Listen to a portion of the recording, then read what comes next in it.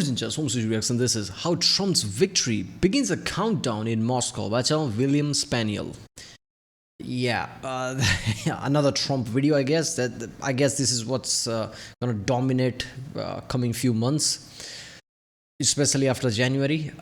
Nobody knows how Trump's gonna function. Even though he probably went to like Joe Rogan and other podcasts and talked about how he's looking to end the war rather than make it worse or something. Now I don't know what his logic going to be there. Is how he's going to end the war. Who knows? But that's his goal is, right? And if you examine his 4 years of presidency, he's trying to like find a middle ground. He's a businessman in the end of the day, right? And this is how businessmen work, right? So he might flex here and there, and he might do this and that, but I think his center goal will probably be like how to end this war. Now, does he realize geopolitics enough that he would make the right decision? Who the fuck knows? Is his attempt going to be the successful? Who knows? Will he make things worse? Who knows? But I think his center goal is pretty sure like is ending the war. That's what he said, right? So how is this going to create a countdown in Moscow? I don't know, because his 4 years he was like more, let's just say his relationship were better with Putin. Did he see all this coming? Did he see Putin's aggression coming and he was making friends with him because of it? So like, keeping him like more calm or something? I don't know what that was. Is relationship the same right now? Because Putin said like it's easy to like understand how Trump's going to function, right? Rather than somebody else. So maybe that comfortness to Putin would be just enough to trust Trump. Who knows? Because people say like, oh, like he's like, really good friend with all these people, like insert here type of people. But if he has trust of like, let's just say Kim Jong-un, trust of Vladimir Putin, point there is like he might be able to like calm things down. Because in the end of the day, Putin is kind of like working out of fear of NATO, right? He has in his head like, oh, NATO's gonna attack Russia or something. Now that could be real, or that could be just the reason he's saying. That could be an excuse. Who knows? But as far as like what he has said, Putin has this fear of NATO. So who knows? Maybe Trump might be the person who says like, okay, there is nothing to fear, and Putin might trust Trump based on that. So there might be negotiation. Who knows? I don't know. It's going to be interesting what happens in the next few months. Let's just say. So let's wait one.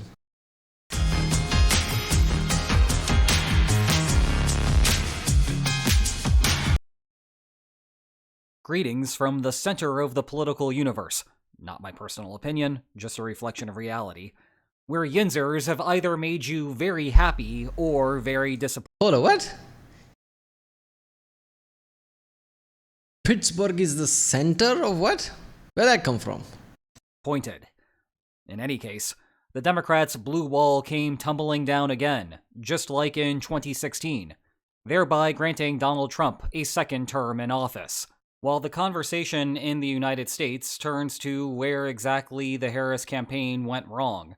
Inflation, failure to differentiate from Biden, a generally weak candidate, Tim Walz as the vice presidential candidate. I don't think vice president thing is really true. People like focus on that. I don't think that's true. Nobody gives a shit. People barely give a shit about president, let alone vice president. I think it's like differentiating from Biden. Not just differentiate, see, double down. Like, oh, I wouldn't have changed anything. Biden presidency might as well be Kamala Harris presidency. People didn't like that, right? Especially after like, it's a general rule, like don't associate with the previous president. Because this is like a history thing in America. Doesn't matter what happens, people hate their president by the end of it and wants to move on, right? This is why like Democrat, Republican goes back and forth. Republican president, oh, he great. No, wait a minute, he wasn't great. Let's get Democrat one. Democrat great. Oh, wait a minute, he's not great. Let's get the Republican one. It's back and forth all the time. So you shouldn't do that. You should like, oh, I'm going to be different. A complete misreading of the American electorate. The rest of the world is less preoccupied with such triviality. Trump got multi-million, tens of millions of views on Joe Rogan. Joe Rogan said to Harris, like, come to the podcast. She didn't. She got the invitation first before Trump. Imagine if she went there and she actually made something good there, because Joe Rogan is not the kind of guy who throws somebody under the bus. Like if you've seen all his podcasts, so it might have been positive to her, but she just ignored it. So it's a lot of miscalculation. Realities. That is because, over in Europe, there is a more pressing concern: the war in Ukraine. Indeed, even as outwardly the Kremlin obtained the outcome that it had preferred, and even as that preference was not shared by its own coalition partner, a countdown may have begun for Moscow. By one theory of the war, it will be a race over the next 3 months to sprint as far west as possible, even as Mother Nature fights tooth and nail to make doing so difficult. That is because a potential Trump-imposed peace plan now casts a shadow over the strategic environment. Sometimes I feel like I just need a moment of zen. Only a moment. Today, we will begin by discussing what has been happening on the ground recently, as it may serve as a prologue to the upcoming problem. We will then discuss why Russia may have accelerated the war in this manner, as this is an interesting case where the future can cause the present. And do not despair, there will be plenty of lines on maps to discuss the logic there. Then we will cover how this strategic thinking changes now that Trump has officially won, what would have been the case had Harris won instead, before finally discussing how rainy weather throws a wrench into Russia's plans to flood the area with manpower. Let's start by catching up on what has been happening. Yeah, I don't think it's gonna be that fast. I don't think Trump just gonna like woo Putin in a way that it. Putin sees Trump as like a card that he can use to negotiate on like higher terms in a higher round, and he doesn't want to alienate Trump, so he doesn't want to like extend the negotiation too much because Trump can be like that, like, oh, screw you, now I'm not going to talk about this. So he probably wants to progress as much before Trump actually becomes president in January, and then next few months he can actually like bring everybody to table. So in the end of the day, Putin has more ground than he started with to actually explain to his people, like, see, he wasn't all for failure or something. But if he doesn't have Kursk, if he doesn't make much ground, and then Trump comes to power and Trump say like, okay, let's do negotiation, and Putin's in, not now, later, Trump might get pissed off. Happening on the ground in Ukraine recently, and the news there is not good for Kyiv. Russia's current offensive inside of Ukraine dates all the way back to November 2023, and it started slow and unimpressive. The month of May saw a fleeting spike when Russia opened a front near Kharkiv. Then there was a slow month, followed by a decent one. However, the most recent 3 months have altered the field, with the pace increasing all the way up to 539 square kilometers in October.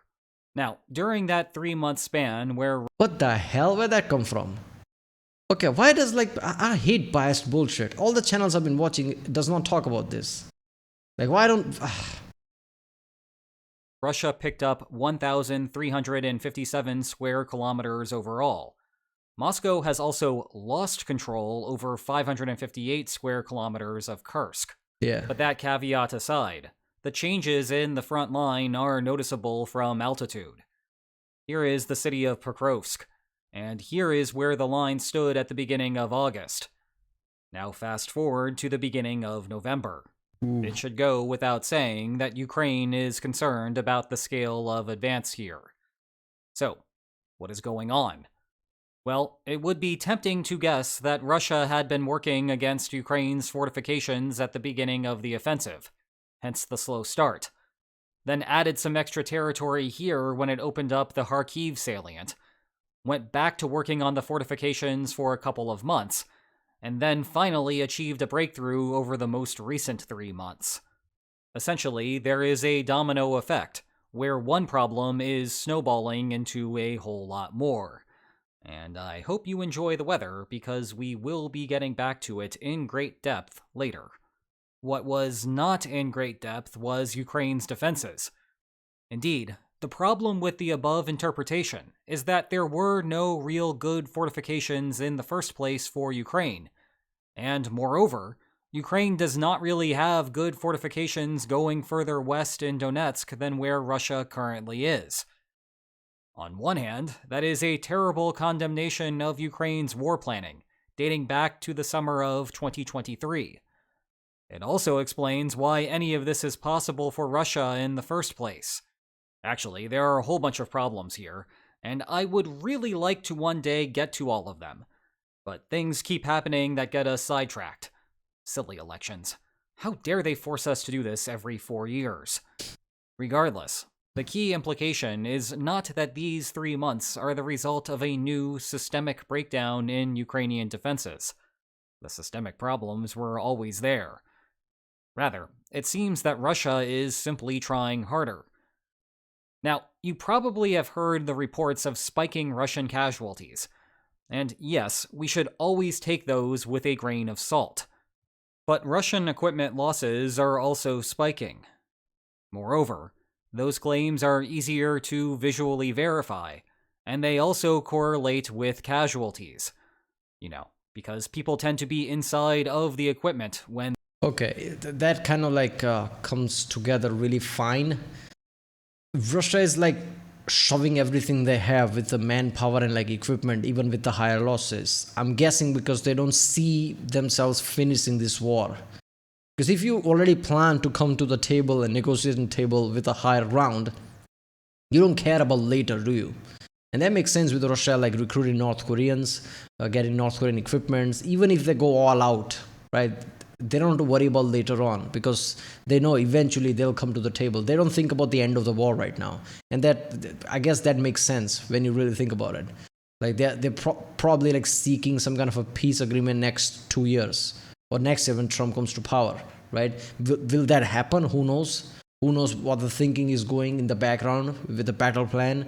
How, how Ukraine is thinking, how Western allies to Ukraine, how they're like cooking up plans, right? Will Trump be enough to like throw a wrench at all those plans? Who knows, right? But I'm pretty sure like Moscow is basically thinking that like let's try to do everything right now and think about like going to the peace table with a higher round. So at least when all said and done, they have like Donbass and like a lot of oblasts. They probably have it now, just like Crimea or something, and they can show their people. See, it wasn't all for nothing. But I don't know if Ukraine would be ready for that after losing Crimea and now losing other 2 oblasts. I don't think Ukraine would agree to it. But that's the thing. Trump might force them to agree. Like either agree or like we won't send you aid and then you lose whole country. I know it's a bittersweet thing, but we need to end the war or something like that. They could argue like that. And the bad things happen. And looking at losses specifically of armored fighting vehicles over the 3-month period, it went from 184 in August to 261 in September to 280 in October. All of that is a complicated way to say that Russia is actively exerting more effort now than it was a few months ago. So, going back to the monthly territorial loss figures, yes, Russia is gaining more, but it is just doing what it might ordinarily do in a compacted time frame. Of course, on the grand scheme of things, it is not a crazy amount of territory. Even if we average out just Russia's 3 most successful months, it would still take 110 years at that pace for Russia to conquer all of Ukraine. They're not trying to do that. That assumes away the problems that would come with further overheating in... Yeah, they're not trying to do that though. I mean, let's be honest.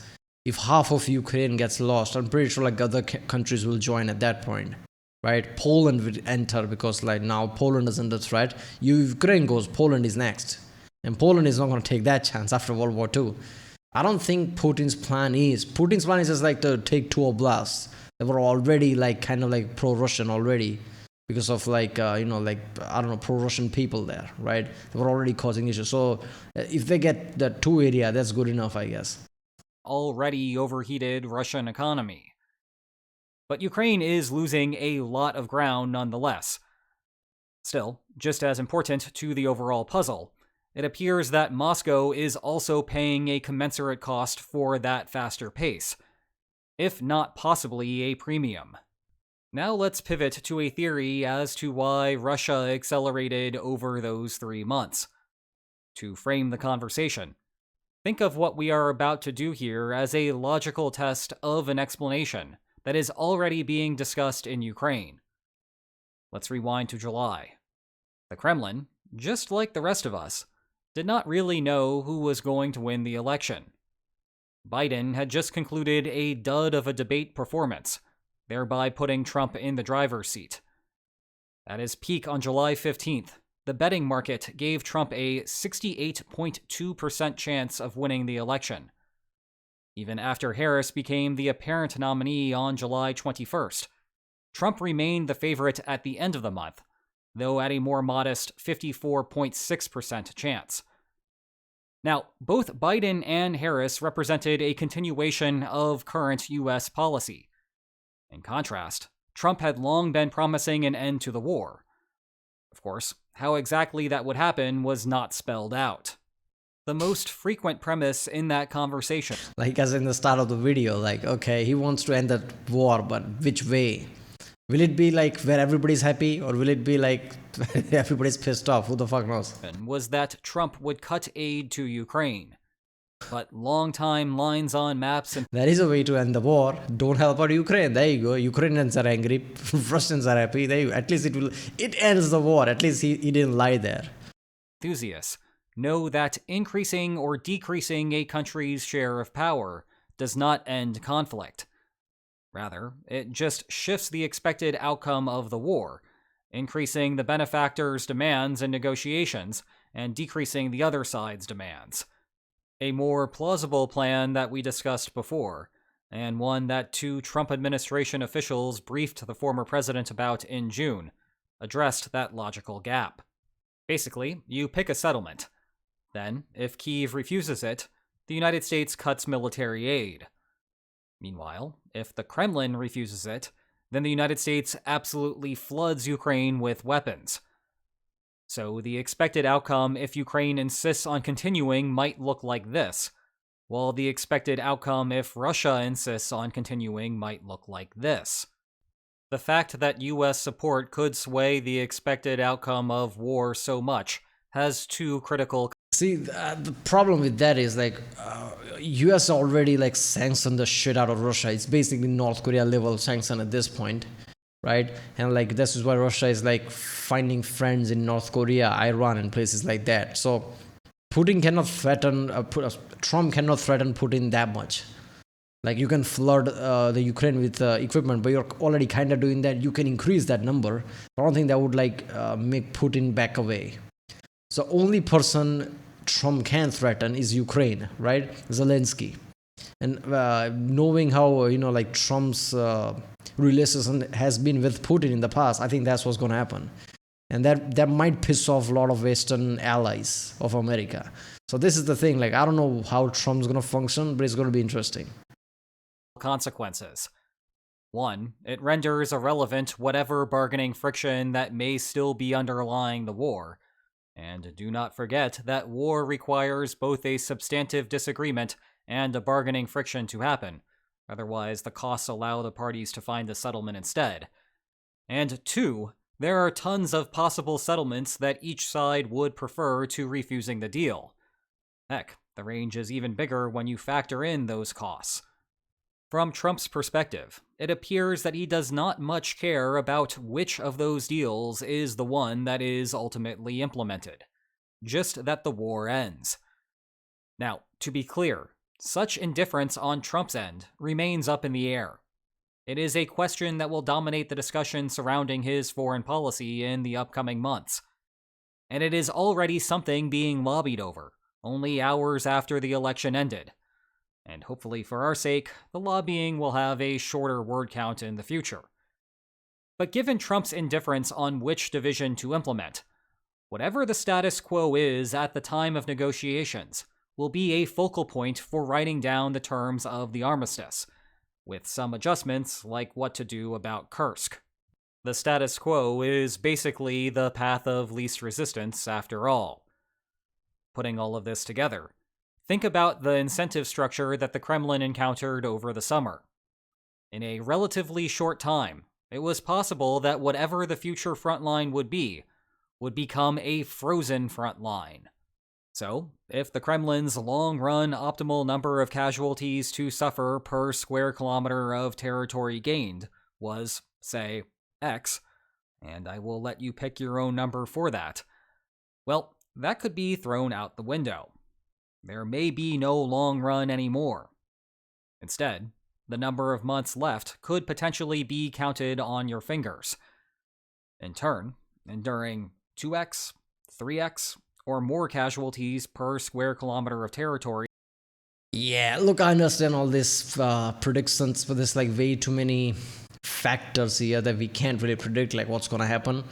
Look, all this okay, but if there is an element where like a lot of Western NATO allies say like this is unacceptable, Trump cannot gain any land in Ukraine, that sends a bad message, and we worry about Europe's security and pressures USA to come with that plans. At that point, Trump has to like explain to Putin like you can't take any land from Ukraine. You have to back away. Putin might not do that, so war doesn't end. Or I have to like pressure Putin with a lot of military power and things. Like I said, Putin's probably not going to back down like that, so it might make the war worse. Or there's another element. Maybe all the military complex of America. There's people have this cynical saying of America. America likes war to go on so they can make money. Why do they say that? Because America has hand in everything. Technological hub of the planet is America, right? A lot of things you can say like America is hub of that, including military, right? Military industries, like the biggest there is in America, right? America supplies a lot of things. So a lot of lobbying, a lot of people in the background, right? Getting their hand in, just basically say keep the war going is profitable. And Trump might have to like either he'll agree with that or he'll have to back down and agree with that somehow, some way. And maybe he won't end the war even if he could. So there is many elements goes around here. It basically ends up with what type of power Trump wields.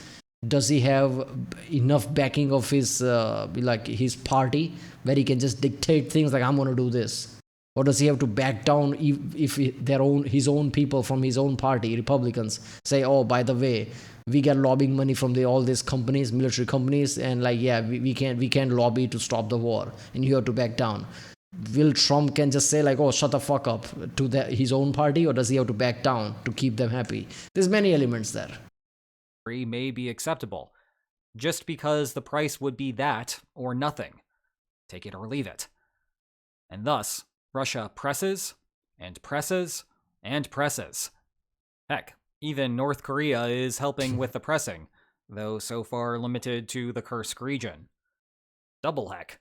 Speaking of Kursk, Ukraine was apparently of the same mindset with its invasion of Russia, because an easy pickup for the blue and yellow would be useful for trading land later, and so better to do it while the opportunity was there before it vanished. But we are no longer in a world where the election outcome is a coin flip or other randomization device of your choice. No, Trump has won, and he has done so convincingly. So, how does that affect Russia's strategy now? Well, it made sense before to accelerate to some degree, expecting that Trump had a good chance of winning. But going the full 100% here was not advisable, because there was still some chance that Harris would win, and the effort would prove to be for naught. Now that Trump is set to fly back into office again in January, little reason remains for Moscow to hold back. It may be now or never, rather than now or possibly never, but we will see what happens in November.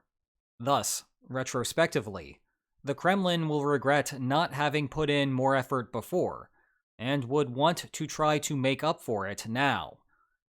A caveat here is that Trump as president-elect may get more serious with concrete policy proposals as it relates to Russia and Ukraine. Remember, all of this is predicated on an idea of a policy proposal, and none of us know that it is actually what Trump wants to do. But that footnote aside, the Kremlin may modify its strategy accordingly if the announced policy differs substantially. Problem with Trump is Trump says a lot of things, but I think he says that without actually understanding the situation. Anyone in his place, doesn't matter who the president is, would not know the situation, just like Trump. but they would not say something. They would just give some kind of a political answer. Trump just says, I'm going to do this. Then he later realized, wait a minute, it's more complex than that, because people who actually know, people who are in the field, tells him like this is the situation. Since now you're president, you have to know this. And then Trump, who knew this was really hard, and people make fun of him. But that applies to everyone. But everyone don't just say like, I'm going to do this. So Trump might change his tune once he becomes president, realize like how complex things are. From what has been floated before. It is also worth briefly discussing what this would have meant in the counterfactual world where Harris had won. If that had been the case, then yeah, look, like I've said, like I don't want people to get pissed off in the comments. Like I said, I'm more left-leaning. But come on, man, if Harris won, it would be just like Biden 2.0, like nothing would have changed. Putin would have still done his Putin thing. At best, some aid would have been signed. That's what would have happened. Come on. Russia misallocated its resources for the past few months, incurring more losses than what is sustainable, recruiting at rates that is hard to justify, having to outsource operations to North Korea, and heating up its economy to dangerous levels. As a result, the Kremlin would have wanted to pull back post-Harris victory, because the window of opportunity for Russia was no longer there. That would have not meant completely ending the pressure along the Eastern Front, of course. Far from it. It just would have indicated to Moscow a need to find a steady pace that would work over the course of a long war, not a fight artificially capped by a shadow of an external intervention by the United States. But that is no longer in the cards. However, regardless of the comparison between the hypothetical and the apparent, there is a major confounder here. Rain. That's right, the shirt is back again. November coincides with the traditional start of the bad weather season in Ukraine. It is the same thing that caused Russia's... Wait a minute, Ukraine has rainy season?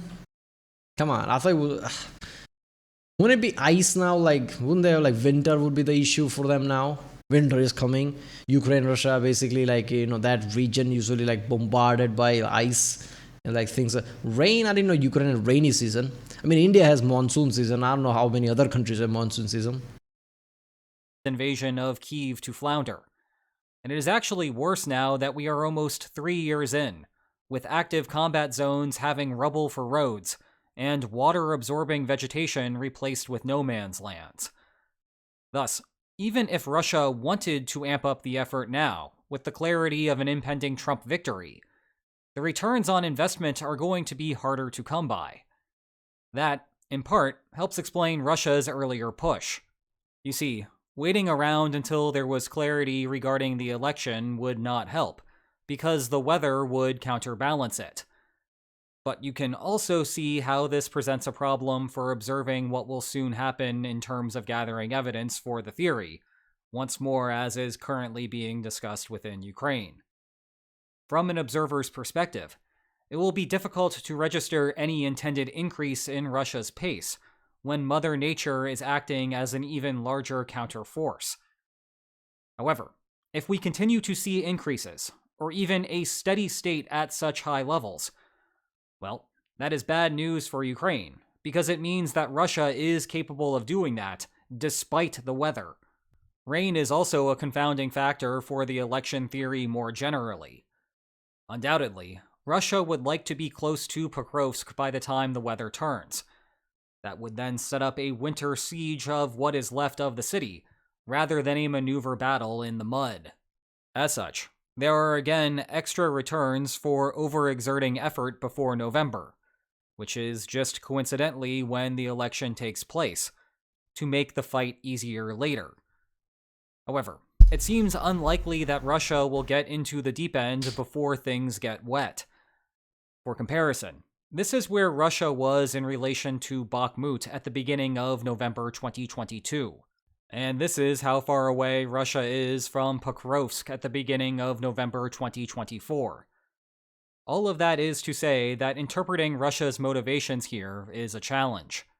Meanwhile, what is not a challenge is ordering an excellent book or two on the war.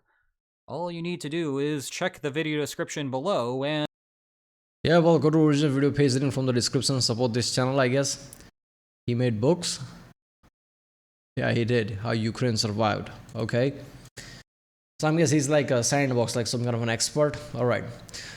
Okay, so Trump is such a volatile force that even Putin is like, I don't know what he's gonna do. I don't know what he's gonna do. Like that's the thing, right? Putin can try to like, like try woo Trump, right? Saying nice thing about him. Maybe that would work. I don't know. I don't know how that's gonna work. And like I said, even Trump doesn't know what he's gonna do because he doesn't know what he can do. Right? This is the thing people don't realize. I see a lot of comments like Trump has absolute power.